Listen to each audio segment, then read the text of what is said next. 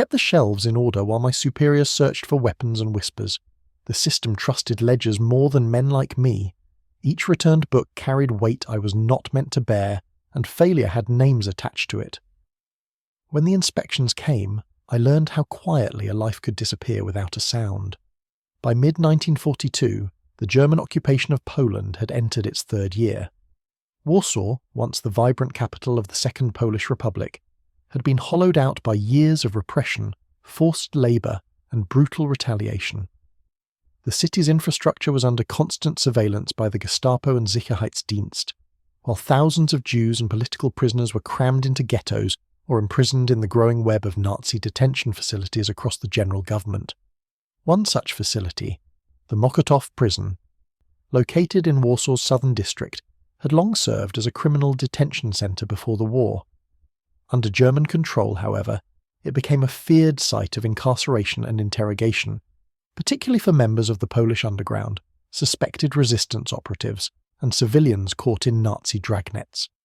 The prison, known to locals simply as Więzienie na Rakowieckiej, had multiple wings, with both men's and women's sections, and was overseen by a German administration with Polish auxiliary staff retained in limited numbers to assist with logistics and basic services. By the second half of 1942, the number of prisoners swelled as German crackdowns intensified in response to growing sabotage efforts and clandestine publications. Within this increasingly oppressive environment, a new layer of routine was being constructed behind the scenes, one where the prison library quietly became a point of subtle resistance. The prison library had originally been a modest collection, mostly older Polish and Russian literature from before the occupation. Its purpose, as viewed by the German administration, was to pacify inmates and promote docility through controlled reading material. Though small, the library became unexpectedly important for both prisoners and guards. For many inmates, especially political detainees awaiting interrogation or transport, the books offered rare mental escape. For the guards, it was a logistical distraction they were happy to delegate. Overseeing the daily operation of this modest service was a Polish man in his early 50s named Henryk Kozłowski. Before the war, Kozłowski had been a teacher in the Praga district of Warsaw. After the closure of Polish schools and mass arrests of intellectuals in late 1939, he avoided deportation by taking minor administrative work and eventually secured a low-profile position at Mokotów prison as a library clerk. Officially, his duties were limited to checking out books to prisoners, maintaining catalogues, and assisting with German administrative paperwork when needed. Kozłowski was not a figure of overt defiance. Soft-spoken, slow-moving, and generally deferential to authority, he passed easily under the radar. His workdays followed a rigid rhythm, reporting to the prison's library wing at 07:30, inspecting the returns from various cell blocks, processing requests when permitted, and preparing a selection of approved reading material. On paper, the process was entirely routine, yet it was precisely within this routine that something remarkable began to take shape. By late 1942, the Polish underground, Związek Walki Zbrojnej, ZWZ, soon to become Armia Krajowa, Home Army, was seeking new ways to smuggle intelligence out of prisons and into the hands of resistance fighters. Detailed architectural plans of Nazi facilities, guard rotation schedules, and hidden weapon caches were all in high demand. The challenge was not the acquisition of such information. Many detainees were already members of the resistance, but rather its safe extraction. Letters were screened, food parcels were examined, even spoken messages, carried by released prisoners or bribed staff, often failed to make it beyond the prison walls intact. The return of books to the prison library, however, offered an unguarded window. Prisoners were periodically allowed to return or request new books. The system was considered so innocuous that books were rarely examined upon their return. Kozłowski himself was perceived as a harmless intermediary. As such, he began to notice a pattern. Certain books, when returned, appeared to have been subtly altered. Pages were folded in uniform sequences. Margins were marked with faint pencil lines or tiny pinpricks. Initially, he presumed these were signs of idle reading habits, but over time he realized the patterns were too precise and too frequently clustered near page breaks or chapter ends. One returned volume, an 1890 edition of Pan Tadeusz, contained what seemed to be a sketch made by indenting a page with a blunt object, leaving no ink or graphite behind. When Kozłowski carefully shaded the page with the side of a pencil, a crude floor plan emerged. It was the first indication that prisoners were attempting to communicate more than literary preferences. Cautiously, Kozłowski began inspecting returned books with greater care. He would wait until nightfall, working under the dim light of a desk lamp in the library's back office, sifting through pages for signs of concealed messages. Over time, the markings became more elaborate. In one instance, a book's spine had been loosened and the end paper carefully separated from the board, revealing a thin sheet of rice paper tucked between the bindings. On it were handwritten notations in microscript, a listing of German guard names and the schedule of nighttime patrols in Wing C. The risk was severe. Discovery of any such material could lead to Kozłowski's arrest and torture. But the information being gathered, prison schematics, timings of interrogations, names of collaborators, was too valuable to ignore. Kozłowski lacked the means to transmit these messages himself. He had no direct contact with resistance cells. But in the spring of 1943, a small yet crucial development occurred. A new staff member was assigned to assist him, a young Polish woman named Zofia Radwanska, whose role was primarily clerical. Zofia had been placed in the prison library as part of a labour assignment after her father was arrested during the January raids in Wola. Quiet and seemingly withdrawn, she spoke rarely and followed Kozłowski's instructions precisely. Yet Kozłowski began to notice something familiar in her behaviour, subtle signs that she was aware of the markings, careful in her handling of returned books, and deliberate in placing certain titles on specific shelves. It was only after weeks of silent coordination that Zofia finally handed him a folded note tucked between the pages of Nad Nimnem. It contained only one line. Use the ledger margin to mark titles for pickup. I have contacts. It was the first concrete link between the prison library and the outside resistance. From that point forward, the library's internal catalogue began to serve a second purpose. Kozłowski would use the margin of the outgoing inventory ledger, normally reserved for remarks like damaged or missing page, to insert notations that signalled which books contained sensitive material. A faint dot next to a title indicated a message. 2 dots signified urgent intelligence. The books were then shelved in the return bin, where Zofia would eventually collect them for reprocessing.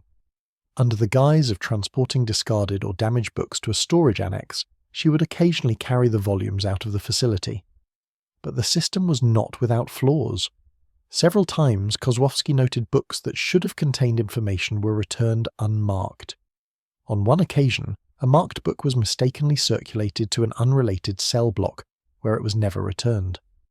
More concerningly, the library's head supervisor, a German non-commissioned officer named Feldwebel Kramer, began paying more attention to inventory changes after a routine inspection revealed inconsistencies in the catalogue. Kramer was not known for his intelligence, but he had a deep suspicion of Polish staff and a reputation for arbitrary punishment. His increasing presence in the library office, checking records, asking questions about ledger entries, placed new pressure on Kozłowski's already fragile operation. The system was showing its limits. Any exposure could jeopardize not just the information network, but the lives of Kozłowski, Zofia, and the prisoners relying on the library as their only line to the outside world. By midsummer of 1943, Kozłowski faced a decision. The risk of discovery was growing, yet the stream of messages coming through the returned books was intensifying. The question was no longer whether he could continue, but whether the system in its current form could survive another inspection. He began considering an adjustment to the method, something more discreet, something less reliant on page markings and more capable of hiding information in plain sight. By August 1943, the routine of the Mokotów prison library had become both a cover and a burden. Each day, Henryk Kozłowski performed his appointed duties under the watchful eyes of guards and supervisors, never straying from the expected. Yet beneath this practiced monotony, the delicate operation to smuggle coded intelligence through returned books was beginning to strain under its own weight. The ledger system, relying on marginal notations and inventory discrepancies, was increasingly vulnerable to scrutiny. German officers had begun enforcing stricter accounting procedures across prison departments. Small changes in catalogued book numbers, previously ignored, now triggered demands for explanations. At least once per week, Feldwebel Kramer appeared in the library to compare the handwritten ledger with the official carbon copies submitted to the Kommandantur. Kozłowski, already operating with cautious precision, now had to double his efforts to avoid inconsistencies.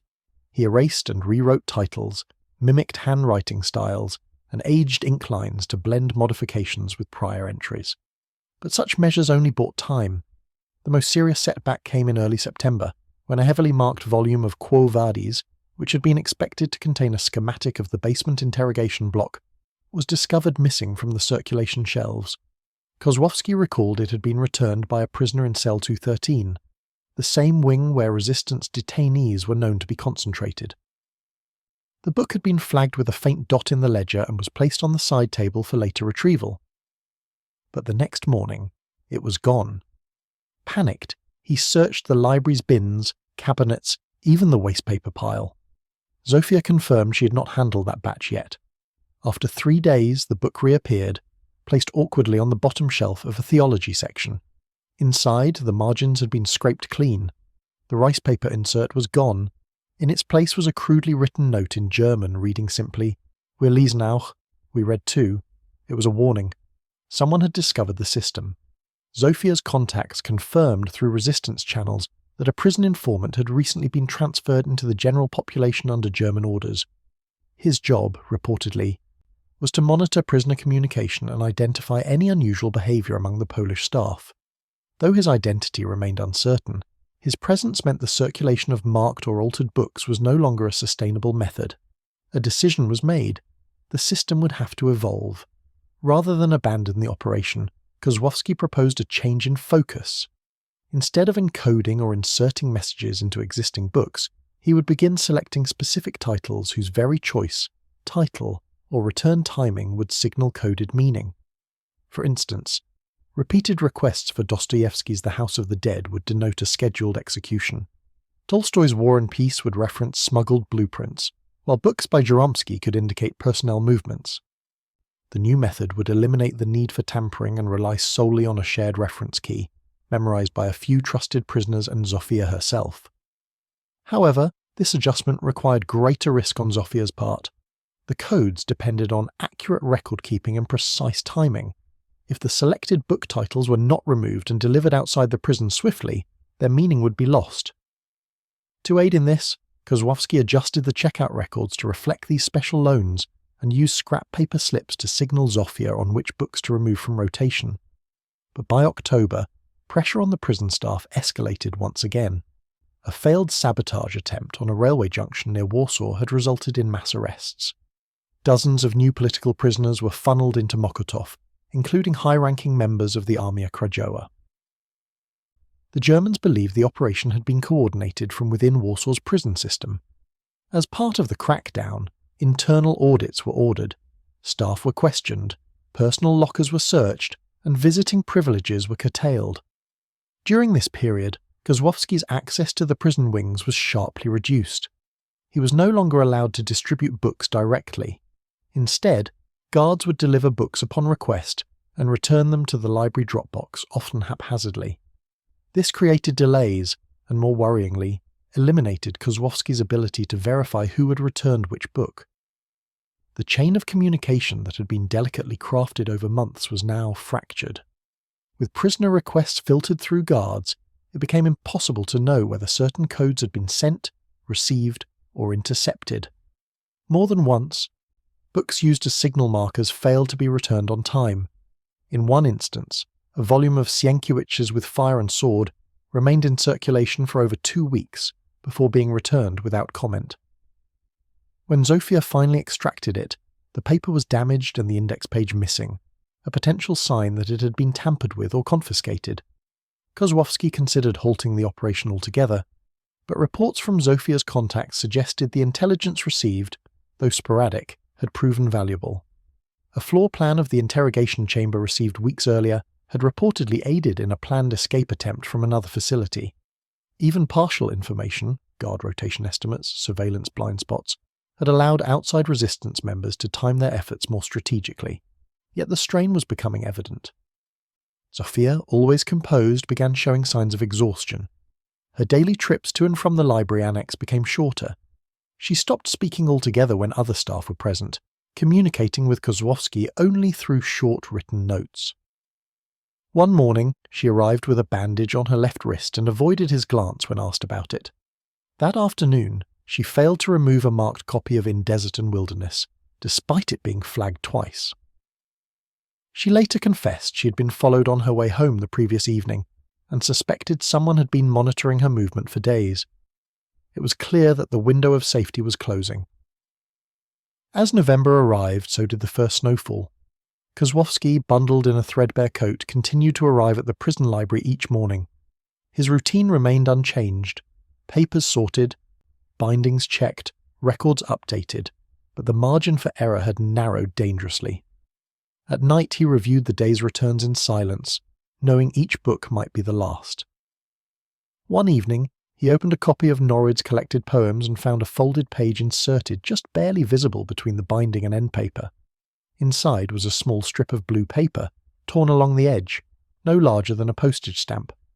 It showed a single ink line with numbers, too small to be a full map but unmistakably part of a technical drawing. It was a fragment of a blueprint. Zofia returned it to the Resistance through her usual courier route, disguised in a box of worn dictionaries. Several days later, a note returned to the library office, slipped inside a German grammar text. It read simply, "More will follow, same method." The message was clear. The prisoners had adapted. Instead of relying on full schematics or marked pages, they would now smuggle blueprints in fragments, small enough to escape casual inspection, dispersed across multiple books, and later reconstructed on the outside. It would require patience, coordination, and above all, trust. But it also introduced a new problem. The Germans had just announced a surprise inventory of the prison's administrative departments. The library was to be included. The announcement came on a grey morning in early December 1943. A circular from the prison's German administration was issued to all auxiliary staff. An internal audit and property inspection was to begin within the week, covering all departments, including the library. The directive stated that all inventory, written records, equipment, and storage facilities would be reviewed for discrepancies.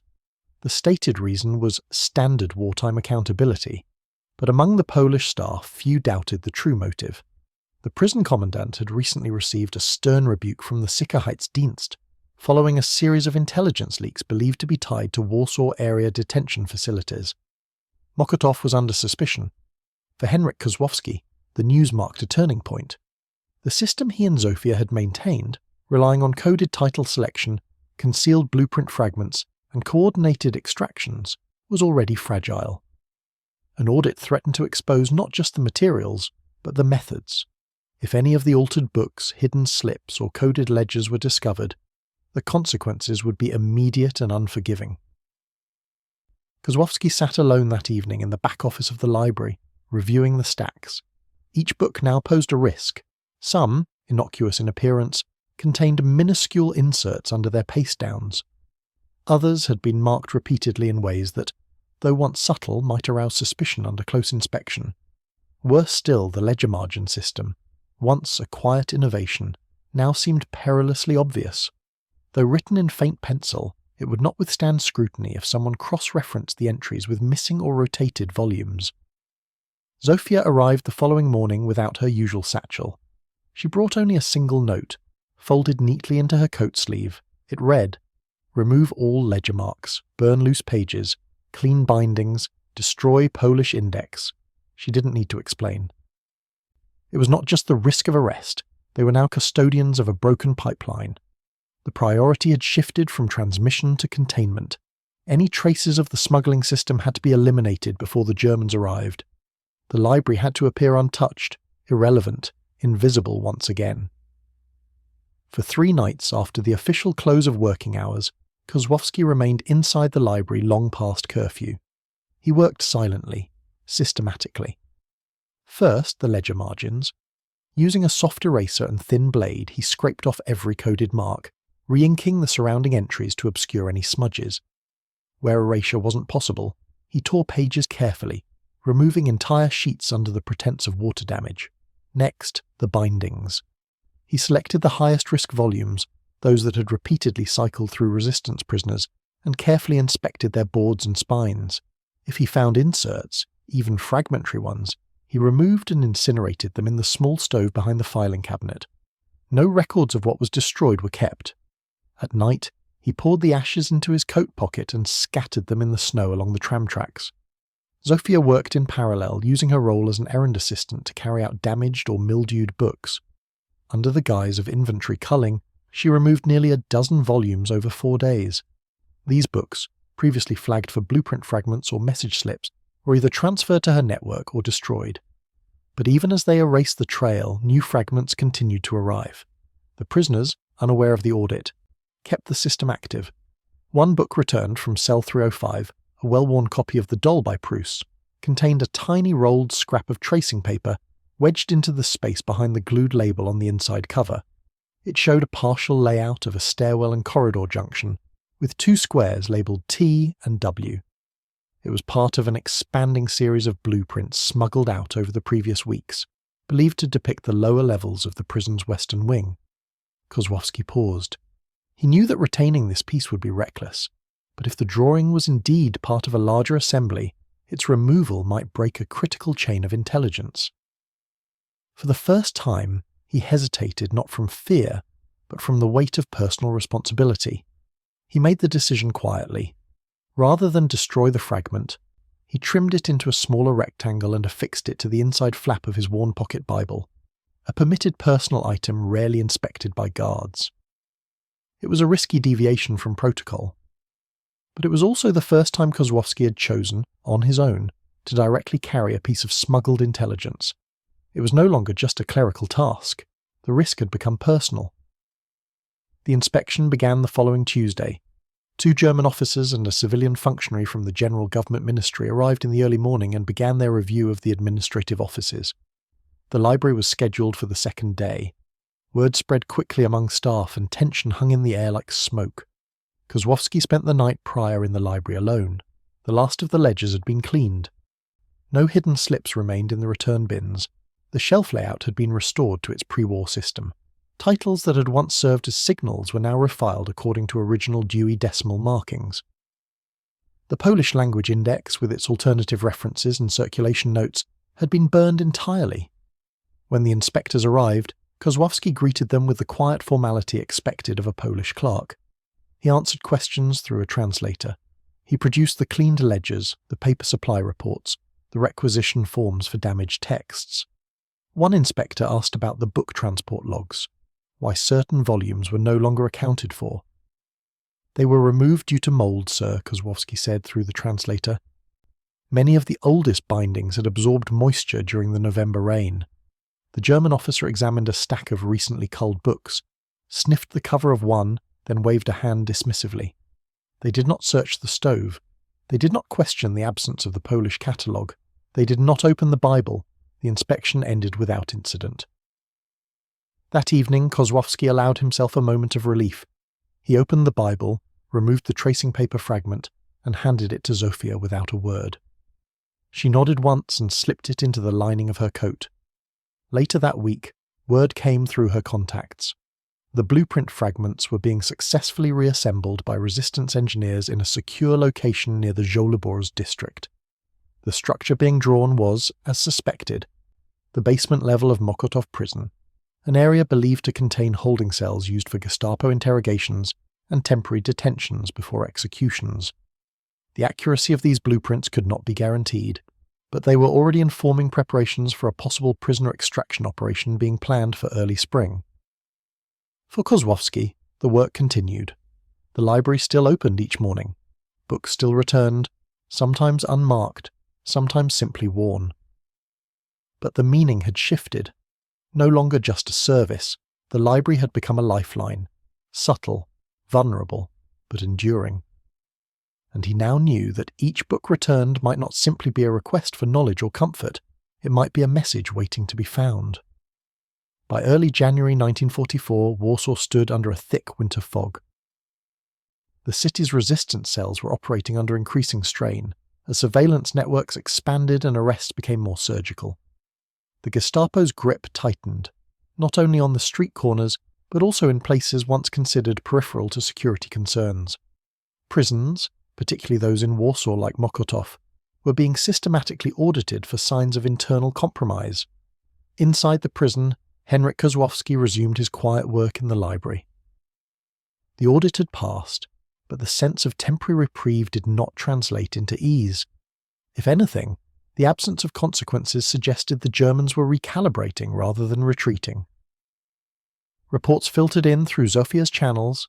Several prison staff at Pawiak, another major Warsaw prison, had been arrested for unauthorized communication with detainees. At least 2 were executed publicly. No explanation was given. The message did not require one. Zofia, too, had grown quieter. Her transfers between the library annex and the prison compound had been limited.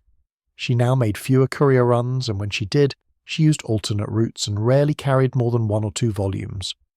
On more than one occasion, she reported being followed by plainclothes men. Resistance couriers embedded in the civilian rail service confirmed that the Gestapo had begun targeting those affiliated with prison maintenance teams.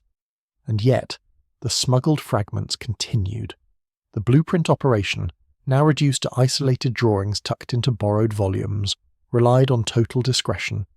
Instead of complete diagrams, prisoners submitted detailed sections, cross-sections of corridors, drain placements, door hinge positions, light fixture heights. The pieces were intended to be assembled into a mosaic, not just for knowledge, but for eventual use in an operation whose details were known only to a handful of resistance leaders. But with the increased risk, even Kozłowski and Zofia were beginning to feel the strain of the system they had helped maintain. One morning in mid-January, Kozłowski was called to the prison administrative office, an unusual occurrence.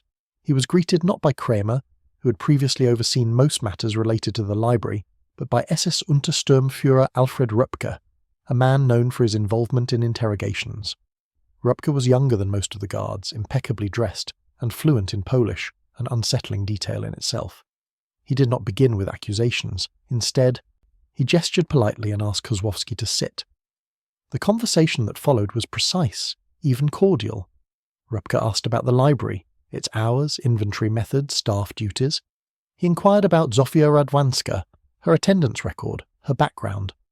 Kozłowski responded carefully, offering only what was true and known through official channels. Then Röpke's tone shifted. He asked if Kozłowski had ever noticed books going missing, whether any pages had ever been found marked or torn, whether prisoners had attempted to pass hidden messages through literature. Kozłowski, remaining composed, responded that books often came back damaged. Prisoners treated them poorly, and that some volumes required rebinding or replacement. As for hidden messages, he said he had never seen such a thing. Röpke smiled faintly and leaned forward. "You see, Herr Kozłowski," he said in clear Polish, "we believe ideas are more dangerous than weapons, especially when they hide inside other ideas." The implication was clear. The conversation was not about books, it was about surveillance, and the library, for all its routine, was now viewed as a battlefield. After the meeting, Kozłowski was not detained. He returned to his post and found the library untouched. But he knew the visit was a warning, one that placed him directly under the eye of the German intelligence apparatus. The facade of anonymity had been pierced. Later that week, Zofia brought word that a known courier working in the prison laundry service had been arrested. The woman in her 40s had reportedly been caught with a concealed list of prisoner names in her clothing seam. She was removed from the premises and did not return. That same day, a trusted guard in Block D was replaced with a German conscript, whose orders came directly from the Sicherheitsdienst. The slow squeeze was accelerating. In response, the blueprint communication was halted entirely. No new fragments were to be submitted until further notice. The risk of interception was now too great. The remaining diagrams, those already smuggled out over previous weeks, were deemed sufficient for the planned operation, though the date had not been set. But the prison continued to change. Kozłowski was reassigned to reduced duties, only morning hours, no direct prisoner contact. His access to the record ledgers was limited, and a junior German clerk was now assigned to double-check all book inventories weekly. The message was unmistakable. The library would be tolerated, but only under strict observation. Zofia received a formal transfer order at the end of January. She was to be moved to the prison kitchen, a position with even less mobility. Though officially described as a lateral shift, she understood the motive. The Germans had grown suspicious. Her replacement in the library was a younger male clerk from Krakow, unfamiliar to both Kozłowski and the resistance network. Contact with Zofia would now have to be conducted externally, if at all. Their final exchange took place in the courtyard between the annex and the library wing. It was brief. Zofia handed Kozłowski a folded piece of coarse brown paper, disguised as wrapping for returned forms. Inside was a hand-drawn key, an updated cipher for future book title codes, should communication resume under new staff. It was written in ink no larger than the head of a pin, with each title representing a new set of meanings tied to dates, names, and blueprints already exfiltrated. "We're not done," she whispered, without looking at him, "but you must stop carrying anything. Not again." He nodded once. He had already decided. Zofia left Mokotów the next day. In her absence, Kozłowski resumed his duties alone, now watched more carefully than ever. The library was quieter. Fewer prisoners requested books. The guards took longer to return volumes, sometimes leafing through them with forced indifference. The remaining network inside the prison had gone silent, awaiting word from outside. Weeks passed with no new messages, no new fragments. The operation had stalled. But Kozłowski understood. It had not failed.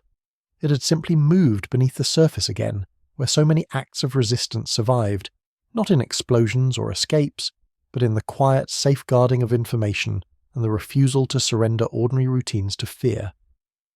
The final blueprint fragments had already been extracted. What came next was no longer in his hands, and in the corner of his office, behind the rebuilt shelf of theology books, the prison's most worn volumes still waited, spine by spine, page by page. By the spring of 1944, the internal situation at Mokotów prison had reached a tense equilibrium. German oversight remained heavy, yet overt crackdowns within the facility slowed. The Sicherheitsdienst appeared to have concluded that whatever breach had existed was either contained or no longer active. From their perspective, the prison functioned, interrogations continued, prisoner transfers proceeded on schedule. Executions, though less public than before, did not stop. For Henryk Kozłowski, daily life narrowed into a carefully controlled routine. His duties were limited to catalogue maintenance, basic repairs, and oversight of a greatly reduced circulation list. Most prisoners were no longer permitted to request books freely. Those that did were issued German-language religious texts or censored technical manuals approved by the administration. Polish literature, once the backbone of the library, was now largely restricted. Kozłowski complied without protest. He understood that survival depended on appearing diminished, useful but unimportant. Outside the prison walls, however, the consequences of the smuggling operation continued to unfold. The blueprint fragments extracted over the previous months were consolidated by resistance engineers working under the Armia Krajowa's Intelligence Directorate. Though incomplete and uneven in quality, the drawings provided something the resistance had previously lacked: a working internal understanding of Mokotów prison's basement structure. They revealed stairwell junctions not shown on pre-war plans, variations in wall thickness, and the placement of drainage tunnels that connected to older municipal infrastructure. The intelligence was not used immediately. Warsaw in early 1944 was already bracing for large-scale action. Arms shipments were scarce. Communications were unreliable. Any operation involving a major prison risked catastrophic retaliation against civilians and detainees alike. As such, the blueprints were studied, cross-referenced, and ultimately archived as a contingency rather than an immediate plan. They would later inform resistance thinking during the planning stages of the Warsaw Uprising in August 1944, though no direct assault on Mokotów prison was ever launched. The risk was deemed too high. Too many prisoners, too many unknowns. Still, the information mattered. During the uprising, knowledge of the prison's internal layout allowed resistance commanders to rule out certain approaches, avoiding fatal miscalculations. In at least one documented case, a resistance unit attempting to evade German encirclement used a sewer route adjacent to the prison complex, one whose access point had been identified in the smuggled diagrams months earlier. The unit survived. Inside Mokotów, Kozłowski witnessed the final collapse of German control that summer from behind barred windows. When fighting erupted across Warsaw, the prison became both a fortress and a liability. Guards were reinforced. Prisoners were executed en masse as German units attempted to eliminate potential insurgents. Records were burned. Files vanished. Kozłowski survived by accident more than design. During the height of the uprising, a shell strike damaged the administrative wing, rendering the library unusable. He was ordered to assist in clearing debris and was later confined to a holding room with other auxiliary staff. When Soviet forces approached the city in January 1945, the prison was partially evacuated by retreating German units. Kozłowski was among those left behind. When the Red Army entered Warsaw, they found Mokotów prison scarred but standing. Its cells were emptying, its files were incomplete, its staff scattered. Kozłowski did not immediately return to civilian life. In the months following liberation, he was questioned by both Soviet and emerging Polish security authorities. His role at the prison, though administrative, placed him under suspicion. He disclosed little. The library records had been destroyed. Zofia Radwanska's name was never mentioned in official reports. After a brief detention, Kozłowski was released. He returned to teaching in a Warsaw school rebuilt from rubble. He never sought recognition for his wartime role. Those who knew him described him as reserved, precise, and unwilling to discuss the occupation years in detail. Zofia's fate was less certain. Resistance records indicate she continued courier work into mid-1944, though under a different alias. She survived the war but emigrated several years later, leaving behind only fragmentary documentation of her activities. Her role in the prison library operation remained classified within resistance archives for decades. The library at Mokotów prison was eventually restored under post-war administration. New books replaced those lost. New ledgers were written. No plaque commemorated the wartime operation conducted there. No official acknowledgement was made. Yet the legacy remained, quietly. The blueprint fragments preserved in resistance archives stand today as evidence of a form of warfare rarely acknowledged, one conducted not with weapons, but with paper, patience, and routine. The operation succeeded not because it was dramatic, but because it was ordinary. It relied on overlooked systems and underestimated individuals. Henryk Kozłowski was not a saboteur in the traditional sense. He did not smuggle explosives or organize escapes. He managed shelves, repaired bindings, and erased pencil marks.